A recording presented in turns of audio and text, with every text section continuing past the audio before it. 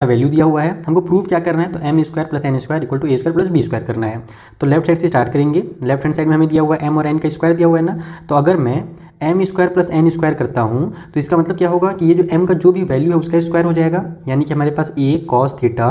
Plus में जो B sine theta है उसका स्क्वायर करना पड़ेगा, ये मेरा एम स्क्वायर हुआ, ठीक है। उसके बाद प्लस कर दो, उसके बाद क्या है एन स्क्वायर है, यानी कि इसका भी स्क्वायर करना पड़ेगा, तो ये हो जाएगा ए साइन थीटा माइनस में बी कॉस थीटा और फिर इसका भी स्क्वायर। अब हम क्या देखते हैं कि यहाँ पर, अच्छा ये गलती से मैंने प्लस की साइन लगा दिया है, ये ए जो इसके साथ चिपका हुआ है ना, ये पूरा का पूरा ए है और ये पूरा बी है, तो ए प्लस बी का होल स्क्वायर आ गया और ये ए माइनस बी का होल स्क्वायर आ गया। तो बस यहाँ पर फॉर्मूला लगा दीजिए, ए प्लस बी का होल स्क्वायर क्या होता है, ए स्क्वायर होता है, तो यहाँ पर ए स्क्वायर और कॉस स्क्वायर थीटा पूरा लिखना पड़ेगा। ध्यान रखना, जब स्क्वायर लगाओगे तो ए के साथ भी लगाओगे और कॉस के साथ भी लगाओगे। उसी तरीके से यहाँ पर हो जाएगा हमारे पास बी स्क्वायर और साइन स्क्वायर थीटा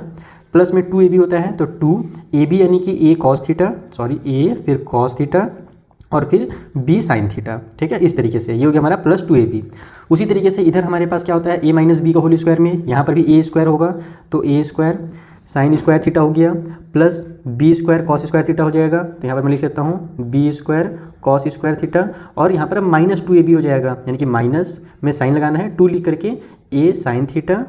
और b cos थीटा, इस तरीके से उतार दो। अब देखो यहाँ पर ये और ये जो है ना आपस में इक्वल है, यहाँ पर भी 2 है, यहाँ भी 2 है, यहाँ भी a है हमारा, ये वाला a, यहाँ भी a है, यहाँ भी साइन थीटा, यहाँ भी साइन थीटा, फिर b भी दोनों में है, यहाँ cos थीटा, यहाँ भी cos थीटा, बस आगे पीछे दिया हुआ है। तो हम क्या जानते हैं, जब मल्टीप्लाई रहता है तो आगे पीछे रहने से उससे कोई दिक्कत नहीं है, जैसे कि 2 × 3 लिखते हैं या 3 × 2 लिखते हैं, दोनों सेम ही आता है ना, वैसे इन दोनों का वैल्यू सेम है, बस एक प्लस में दूसरा माइनस में है, तो माइनस से प्लस वाले को कैंसिल कर दो, आपस में दोनों कट हो गया। अब हम लोग पकड़ेंगे सिमिलर चीज़ों को, जैसे कि देखते हैं कहाँ पर ए स्क्वायर है, तो यहाँ पर ए स्क्वायर है, फिर कॉस स्क्वायर थीटा, उसी तरीके से यहाँ पर हमारे पास ए स्क्वायर और फिर साइन स्क्वायर थीटा,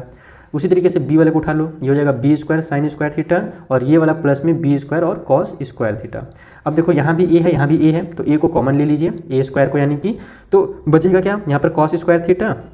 और प्लस में साइन स्क्वायर थीटा बचेगा। और उसी तरीके से यहाँ पर बी स्क्वायर कॉमन है, तो बी स्क्वायर को कॉमन ले लो, ये हो जाएगा हमारा साइन स्क्वायर थीटा प्लस में कॉस स्क्वायर थीटा। तो हम क्या जानते हैं, sine square theta plus cos square theta equal to 1 होता है, तो बस इसके बदले में 1 लिखो, तो ए स्क्वायर मल्टीप्लाई 1 हो जाएगा और यहाँ पर वही चीज़ है, sign square theta plus cos square, तो बी स्क्वायर प्लस मल्टीप्लाई 1 हो जाएगा, तो ये हो जाएगा हमारा ए स्क्वायर प्लस में बी स्क्वायर, क्योंकि 1 से जब मल्टीप्लाई करेंगे तो वही आता है। तो देखो हमारा जो M square plus N square था वो हमारा इक्वल आ गया A square plus B square का। आप इसको चाहो तो ऐसे लिख भी सकते हो कि एम स्क्वायर एन स्क्वायर जो है ना ए स्क्वायर बी स्क्वायर के इक्वल आ गया, left hand side equal to right hand side, बस यही आपको प्रूव करना था।